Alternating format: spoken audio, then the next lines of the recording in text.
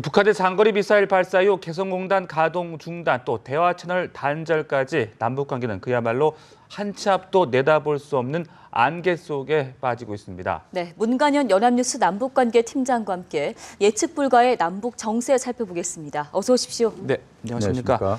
자, 남북 관계가 치킨 게임 양상으로 번지고 있습니다. 최근 몇 년간 이렇게 나빠진 적이 있을까 싶은데요. 현재 남북 관계 어떻게 좀 요약해 볼 수 있겠습니까?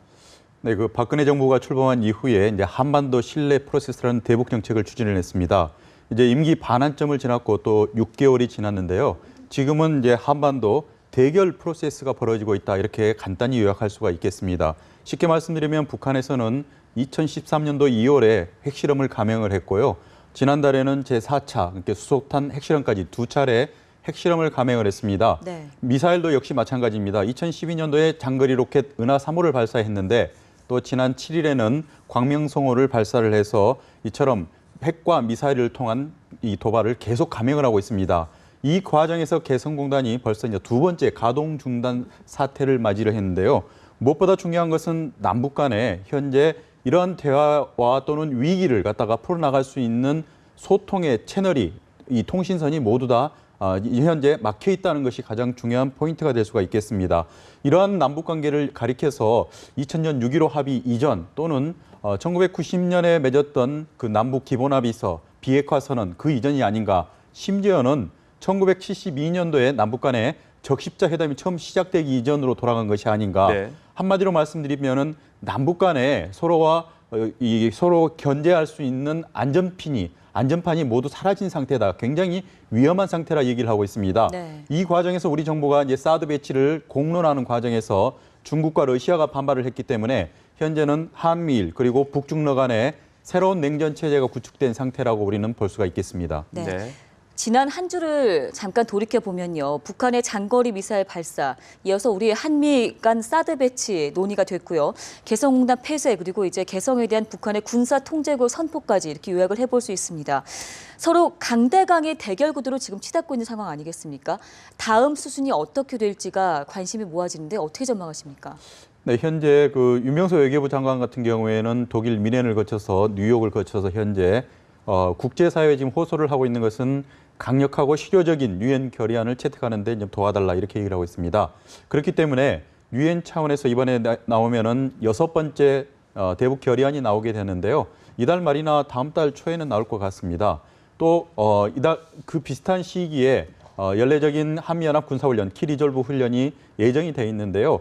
이러한 과정에서 현재 북한이 무력 도발, 그러니까 국지전을 통해서 또는 우회적인 방법인 사이버 테러 등을 통해서 도발을 감행할 가능성이 무지 높기 때문에 우리 그 군 당국이나 안보 관계자들이 굉장히 현재 긴장을 하고 있는 상태입니다.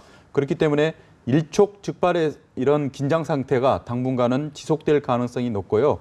이에 대해서 뚜렷한 해법, 그러니까 우리 정부로서는 지금 개성공단 문제를 해결하기 위한 전제 조건으로서는 북한이 핵과 미사일, 이 대량 살상 무기로 인한 위기를 해소한다는 그러한 전제 조건을 마련해 주기 전에는 개성공단이 재가동할 가능성도 없는 상태이기 때문에 네. 현재로서는 남북 간뿐만이 아니라 국제적으로도 굉장히 지금 한반도 정세가 긴박하게 돌아가고 있고, 한마디로 시계 제로, 한 치 앞도 내다볼 수 없는 상태다, 이렇게 보고 있기 때문에 언제 다시 이제 북한이 비무장지대 목함지대뿐만이 아니라 서해 북방 한계선 NLL에서 여러 가지 침범으로 인한 서로 간의 해상 격돌, 이런 그 여러 가지 시나리오가 현재 나돌고 있는 상태입니다. 네, 사실 문관일 기자와 함께하는 이 통일 열차가 통일을 내다보는 어떤 희망적인 프로그램으로 이제 주말에 저희가 준비를 하고 있는 프로그램인데, 네. 요즘 이 참 힘든 상황 때문에 통일 간 좀 덩떨어진 또 그런 이야기를 할 수밖에 없는 상황이 되고 있는 것 같습니다. 여기서 그러면 개성공단 폐쇄 조치에 대한 북한 조선중앙TV의 방송 내용 직접 보시고 대담을 이어가겠습니다. 통일위원회 성명, 개성공업지구를 폐쇄하고 군사통제구역으로 선포한다. 개성공업지구에 있는 남측 기업과 관계기관의 설비, 물자, 제품을 비롯한 모든 자산들을 전면 동결한다. 북남 사이의 군 통신과 판문점 연락 통로를 폐쇄한다. 네. 자, 보신 것처럼 공단을 폐쇄한다. 그리고 군사 통제 구역을 선포한다. 이렇게 지금 밝히고 있습니다. 의미를 설명을 좀 해주시죠. 네, 개성공단이 갖는 의미는 남북 간의 이제 경제 협력 차원을 떠나서 남북이 서로 마지막에 보루로서 남겨놓은 그 어떤 대화의 채널이었습니다.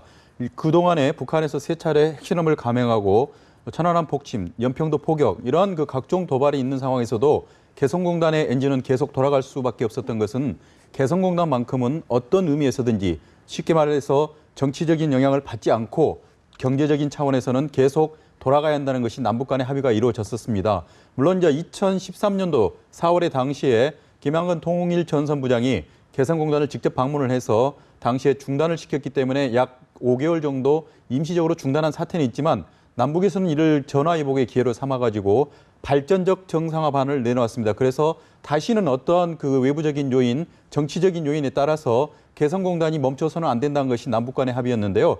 현재 방금 방송에서 들으신 것처럼 이 개성공단을 북측에서 폐쇄를 하고 우리 남측 인원들을 전원 추방을 했습니다. 더 중요한 의미는 이 개성공단이 현재 민간인 경제구역으로서 현재 활용이 되고 있는데 이 지역을 군사통제 구역으로 북한에서 선포를 했다는 그 부분을 우리가 포인트를 가지고 관심 있게 지켜봐야 되는데 북한에서는 그 이전에 개성공단이 들어서기 이전에 김정일 국방위원회 위원장이 아주 강한 의지를 가지고 우리 측에서는 먼저 해주를 요구를 했었는데요. 당시에 김정일 국방위원장은 이 군단 산하에 있는 2개 사단과 포백 여단을 5km에서 10km 후방으로 빼는 이러한 양보를 하면서 개성공단을 설치를 하도록 배려를 했다는 것이 북한의 입장이거든요. 네. 이처럼 남북 간에는 이 개성공단이 갖는 의미가 남측은 남측대로 또는 이제 북측은 북측대로 갖는 의미가 있었는데 이 개성공단이 이제는 군사 통제 구역으로 바뀌었다는 것은 이 개성공단에서는 북한에서는 주로 이제 6.25 같은 경우에는 그 전차 부대를 집결을 시켜서 이 서부전선 충로를 따라서 우리 이쪽 수도권으로 곧바로 진격을 할 수 있다는 것이 군사 전략가들의 지적입니다. 네. 아울러서 현재 그 개성공단 같으면은 우리 그 서울에서 약 40km 정도 떨어져 있는데요. 50km에서 60km의 사정거리를 갖는 북한의 그 장사정포를 개성공단에다가 배치를 할 경우에는 우리 수도권이 북한의 장사정포 사정거리 안에 들어가는 이런 위험한 상황이 또 벌어질 수밖에 없습니다. 북한에서 말한 이 군사 통제구역의 선포가 갖는 의미가 네. 앞으로 북한에서 이 지역에 과연 그 이전에 있던 부대들을 다시 이제는 재배치를 할 것인지 아니면은 그동안에 북한에서 무력을 미사일이나 핵 능력을 고도화했기 때문에 또 다른 차원의 무기를 신무기를 갖다가 배치를 할지는 모르겠지만 북한에서 군사적인 위협의 하나의 수단으로 쓴다고 했을 경우에 우리 측에서는 이를 막는 데는 굉장히 큰 힘이 또는 부담이 될 수밖에 없는 것이 사실입니다. 네. 그렇기 때문에 우리 측에서는 현재 만반의 대비를 하고 있는 상태이지만 개성공단이 갖고 있는 의미가 워낙이 크기 때문에 네. 이러한 민간 경제 지역이 군사 지역으로 바뀔 경우에는 남북 전체에 갖는 큰 변수도 굉장히 큰 파장을 몰고 올 수밖에 없다 이렇게 보고 있습니다. 네, 말씀하신 것처럼 개성공단, 남북의 마지막 포로 어떻게 보면 완충지대 역할을 해오던 곳인데 이곳이 만일 정말로 북한이 군부대를 배치하게 된다면 우리 군 역시 어떤 대응 태세를 갖춰야 하는 건 아닌가라는 필요의 목소리가 나옵니다. 우리 군의 재배치를 해야 한다는 그런 목소리에 대해서는 어떤 의견이신지 듣고 싶습니다. 네, 현재 이제 우리 국방부 또는 군 당국의 그 공식적인 입장은 개성공단에 대해서 아직 북한에서 정확한 그 동향이 파악이 되고 있지는 않습니다. 현재 그 북한 그 개성공단 지역에는 보병들이 현재 움직이는 상황들이 파악이 되고 있고 일부 이제 차량의 이동이 이제 현재 확인이 되고 있는 상태이기 때문에 구체적으로 북한이 어떤 식으로 이제 개성공단을 군사적으로 활용할지에 대해서는 우리 군으로서는 현재는 알 수 없는 상태입니다. 예. 하지만 개성공단에 관련해서는 여러 가지 지금 현재 전망들이 나오고 있는데 북측에서는 뭐 2009년도 이후에 그런 새로운 그런 돌발 상황에 대해서 준비를 해왔지 않았냐 이런 또 예측도 나오고 있는데요. 그런 그 돌발 상황이라는 것은 이처럼 평화적인 경제 활동을 하고 있는 공단이 어느 순간인가는 또 군사 기지로 돌변할 수 있다는 것을 북측에서는 미리 염두에 두었다는 것이 많은 전문가들의 지적입니다. 그렇기 때문에 여기에 만약에 지상군에서 가장 위협적인 전차 부대가 들어설 수도 있고요. 네. 또는 이제 그 수도권 전체를 위협할 수 있는 장사정포 부대가 들어설 수도 있는데 우리 군에서는 이제 북한의 대응 여부에 따라서 이에 대한 그 방침을 또 별도로 마련할 걸로 보이고 있기 때문에 당분간은 남북 간에는 이런 긴장 상태가 일단 지속이 될 것 같고 우리 군의 입장에서는 북한군 동향에 대해서 정보 자산을 동원해서 면밀하게 현재 감시하고 있는 단계입니다. 그렇기 때문에 북한에서 어떤 식으로 움직임을 보이느냐에 따라서 우리 대응도 달라질 수밖에 없는 것이 현실입니다. 네. 네. 자, 그리고 이 북한이 우리 기업의 자산을 전면 동결했습니다. 이렇게 된다면 우리 측의 설비와 뭐 자재 같은 것들이 어떻게 되는 건지 북한이 마음대로 사용할 경우 우리가 취할 수 있는 조치는 어떤 것들이 있는 겁니까? 네, 북한에서는 그 지난 11일 날 이제 우리 40분을 남겨놓고 남측 인원 또는 모두 전원 철수를 해라. 그리고 모든 자산은 동결을 한다 이렇게 얘기를 했는데요. 네. 일단 그 남겨놓은 자산은 이 몰수가 아니기 때문에 북한이 과거에 해방 공간에서 보여줬던 그 재산을 모두 다 빼앗아가는 그런 건 아니고요. 현재 우리 재산권 자체는 일단은 홀딩이 된 상태로 남아있기 때문에 언제든지 우리가 정치적인 변수에 따라서 상황이 좋아진다면은 다시 우리의 재산권을 활용할 가능성은 있습니다. 북한에서 공식적으로 선언하는 것은 개성공단 내에 우리 그 남측 자산에 대한 동결 선언이었기 때문인데요. 네. 이에 대해서는 현재 남북 간의 투자 보장 합의서가 현재 체결이 된 상태입니다. 이런 그 법적 절차에 따라서 북측에서 우리 재산들을 만약에 몰수를 하거나 또는 동결을 할 경우에는 이런 법의 절차에 따라 진행될 걸로 현재까지는 예상이 되고 있습니다. 북한에서는 이런 법 절차를 무시한 상태에서 통일전선부 산하에 있는 조국평화통일위원회에서 일방적인 성명을 발표하는 형태로 남측 인원들을 추방을 하고 또는 자산을 동결을 했기 때문에 우리로서는 이에 대해서 정치적인 해법으로 이거 풀어가는 것이 접근법이 맞지 않나 이런 지적들이 많이 나오고 있습니다. 그렇기 때문에 법적 절차에 따른 법 질서에 따른 해법보다는 북한에서 현재 원하는 것이 과연 무엇인지 정치적인 의도가 무엇인지를 우리 측에서는 빨리 분석을 하고 이러한 북측과의 대화의 테이블 또는 협상의 테이블을 마련해서 이에 대한 해법을 마련해 가는 것이 결국은 수순이 아닌가 이렇게 보고 있습니다. 네. 입주 기업들에서 나오는 목소리도 들어봐야 할 텐데요. 일단 우리 정부가 대출 상환 유예 등 대책을 발표했습니다만 입주 기업들 입장에서는 금전적인 보상을 요구하고 있기 때문에 피해 보상 대책 마련이 쉽지 않을 것이라는 전망이 나오는데 어떻게 전망하십니까? 네, 우리 그 기업들이 현재 개성공단에 약 124개 기업이 기업 활동을 했었는데요. 북측의 일방적인 조평통의 그 담화 발표로 인해서 현재 모두 다 현재 추방이 된 상태이고 네. 정상적으로 가동됐던 2004년도 이후에는 현재 개성공단에 우리 남측 인원이 한 명도 남아있지 않는 초유의 사태가 현재 발생을 했는데 많은 기업들이 현재 개성공단에서 생산 활동이 진행되고 있던 과정에서 남아있는 반제품 또는 이제 완제품 또는 어떤 의미에서는 그 제품을 만들기 위해서 쌓아놓았던 그 원재료들을 네. 모두 이제 가지고 와야 되는데요. 이러한 그 재료나 상품뿐만이 아니라 생산 설비까지 또는 그 투자를 위해서 기업에서 그동안에 유치를 위해서 여러 가지 모아놨던 그런 재산적인 무형의 가치까지도 전부 다 우리 정부에서는 보상을 해줘야 되는데 네. 현재로서 정부가 내세운 그 보상안 같은 경우에는 어떤 그 밀린 세금의 기간을 유예를 해준다거나 이런 그 좀 어떻게 보면은 굉장히 단시한적인 조치들이 현재 나오고 있기 때문에 기업 측의 불만은 굉장히 클 수밖에 없는 상태입니다. 당장의 생존권이 걸린 문제이고요. 많은 그 기업들 특히 약 70% 가까이가 결국은 의류 생산업체하고 관련이 됐었는데요. 의류 생산업체들은 대부분 계절적인 요인을 많이 타고 그렇죠. 있습니다. 예. 그래서 어느 정도 타이밍을 놓쳐버릴 경우에는 시장에 제품을 내놓을 수가 없는 상태이기 때문에 당장 그런 가시적인 그런 그 피해를 정부 측에 호소한다고 해서 보상받는다 하더라도 그 이상의 굉장히 많은 그 피해가 있기 때문에 공단의 그 생산 활동을 했던 우리 기업들은 막막하다 이렇게 표현밖에 할 수밖에 없는 상태이기 때문에 네. 일부에서는 그 정부를 상대로 법적 소송까지 준비하고 있다 이런 그 굉장히 극단적인 표현들까지 나오고 있는 상태입니다. 네. 자, 그런데 여기에다 또 북한이 남북 간 군 통신 또 뭐 판문점 연락관 모두 단절하겠다, 폐쇄하겠다고 또 밝혔습니다. 북한이 이제 더 이상 대화하지 않겠다 이런 의도로 보면 되는 겁니까?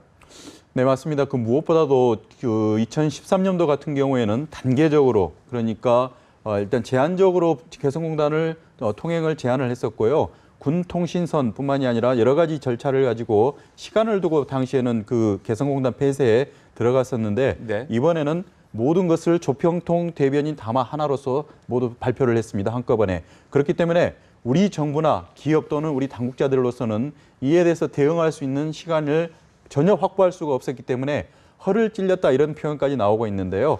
현재로서는 무엇보다도 남북 간의 대화 채널이 복원돼야 한다는 주장이 많습니다. 현재로서는 그동안에 동해안과 서해안에 군 통신선이 있었는데요. 동해안 군 통신선 같은 경우는 그 동해안 지역에 발생했던 산불로 인해서 현재 작동이 오래전부터 되고 있지 않은 상태이고, 그나마 서해안에 있는 군 통신선을 이용해서 개성공단에 입출경하는 우리 근로자들의 개성공단으로 여러 가지 출입 문제 등을 해결을 해왔었는데요. 이번에 그 조평통 대변인 담화와 함께 북측에서는 이러한 통신선도 모두 다 폐쇄를 했고, 그나마 판문점 안에 남아있던 공식적인 대화 채널인 적십자 대화 채널까지도 현재 닫아놓은 상태입니다. 현재로서는 공동경비구역 안에 있는 JSA 내에서 우리가 핸드마이크를 통해서 북측을 불러서 또는 북측과 이런 그 육성을 통한 대화, 소통밖에 할 수 없는 아주 원시적인 마지막 방법밖에 남아있지 않는데요. 네. 이마저도 북측에서 거부를 한다면 대화가 안 된다는 것이 현재 안타까운 현실입니다. 그렇기 때문에 북측이 만약에 우리와 어떤 그 대화의 문을 열어준다면은 또는 네. 우리가 열도록 노력을 해서 결국 이러한 그 개성공단 관련해서 해법 문제를 풀어가는 데 있어서는 가장 중요한 것은 대화 채널을 먼저 복원하는 것이 가장 중요한 것인데, 북측에서 어떻게 응해올지는 현재로서는 알 수가 없는 상태입니다. 네. 자, 여기서 잠깐 개성공단 폐쇄 관련해서 홍영표 통일부 장관의 어제 발언을 듣고 계속해서 얘기 나눠보도록 하겠습니다. 네. 이번 중단 그 조치는 어떤 정치적 결단에 의한 행정 조치로 보시면 될 겁니다. 5.24 조치와 뭐 비슷한 사례라고 볼 수 있을 텐데요. 그런 네. 이번 조치를 5.24 조치와 비교를 해봤을 때 그렇다면 실효성은 어느 정도로 저희가 예측을 해볼 수 있겠습니까?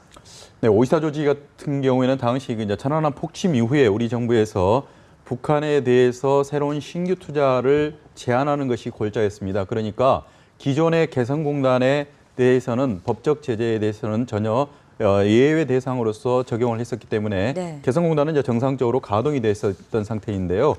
이번 같은 경우에는 기존의 신규 투자뿐만이 아니라 기존에 가동이 되고 있던 개성공단, 이런 그 문제들이 모두 다 현재 올스톱된 상태이기 때문에 5.24 조치보다도 훨씬 더 우리 경제나 또는 정치적 의미로 봤을 때는 큰 파장을 몰고 올 수밖에 없다, 이렇게 보고 있습니다. 그렇기 때문에 단순한 이런 그 정치적 결단에 의한 행정조치 이상의 의미를 갖는 것이 현실이기 때문에 우리 정부로서는 그 법적인 문제를 일일이 따져서 북측을 설득을 해서 대화 채널에 나와서 결국은 개성공단 문제를 단계적으로 풀어나갈 수 있는 상태가 아닌 것 같습니다. 그렇기 때문에 북측과는 결국은 강대강 구도에서는 정치적인 협상물이 결국은 탑다운 방식으로 풀어나갈 수밖에 없기 때문에 고위급 대화나 이런 것이 만약에 제기가 되지 않는다면은 개성공단 문제도 풀기에는 당분간 어렵다고 볼 수밖에 없고, 이러한 그 남북 간의 위기 상황은 표류를 계속할 수밖에 없는 상태라 이렇게 볼 수 있겠습니다. 네. 네.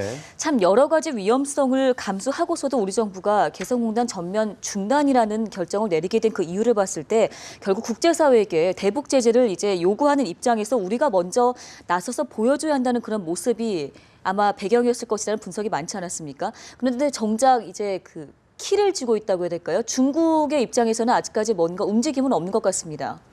네, 개성공단 문제가 나왔을 때 많은 사람들이 그 많은 5만 4천 명에 가까운 북측 인력들을 어떻게 해야 될 것인가. 결국 이제 우리 기업인들도 많은 타격을 받았지만 북한 측으로서도 현재 12년 동안 북한에서 5만 명의 인력들이 매일 출퇴근을 해서 결국은 월급을 받고 했었습니다. 그렇기 때문에 이런 5만 명의 4인 가족 기준으로 봤을 때는 예를 들어서 20만 명 가까운 사람들이 당장 생계가 막막한 상태가 될 수밖에 없는데요. 네. 그렇다면 북측에서 이러한 그 개성공단에서 근무했던 숙련된 이런 기능공들을 중국에 파견을 해서 또 활용할 가능성이 있지 않겠냐, 이렇게도 보고 있는데, 현재 개성공단의 문제는 남북 간의 문제를 떠나서 한반도 문제 또는 이제 동북아 국제적인 문제로 이미 이슈가 되고 있기 때문에 중국에서 이러한 인력들을 덥석받아서 생산 인력으로 투입할 가능성은 거의 없다 볼 수 있겠습니다. 무엇보다도 중국이 지금 현재 걱정하고 있는 것은 사드 배치를 둘러싼 한미와의 어떤 대립각을 어떻게 풀어가냐의 문제인데요. 네. 이 개성공단 문제에 대해서는 본인들 스스로가 일정 정도 거리를 유지하고 있기 때문에 중국이 이 개성공단 문제를 풀기 위해서 나서주기를 바란다는 것은 쉽지 않은 상황입니다. 그렇기 때문에 이 개성공단 문제는 남북 간에 스스로가 풀어야 될 문제이고, 중국은 결국은 이제 사드 문제 등으로 둘러싸고 인해서 특히 우리 한국과는 굉장히 일정 정도 거리감을 유지하고 있고 굉장히 어떻게 보면은 그동안에 가장 좋았다고 표현할 수 있었던 한중 관계가 현재 시험대에 올랐다 이렇게 표현하고 있기 때문에 이 개성공단 문제를 풀기 위해서 괜히 끼어들어서 오히려 그 판을 더 키우거나 상처를 더 키울 가능성은 크지 않다 이렇게 볼 수가 있겠습니다. 네. 네, 알겠습니다. 지금까지 문관현 연합뉴스 남북관계팀장과 함께 이야기 나눴습니다. 말씀 고맙습니다. 고맙습니다.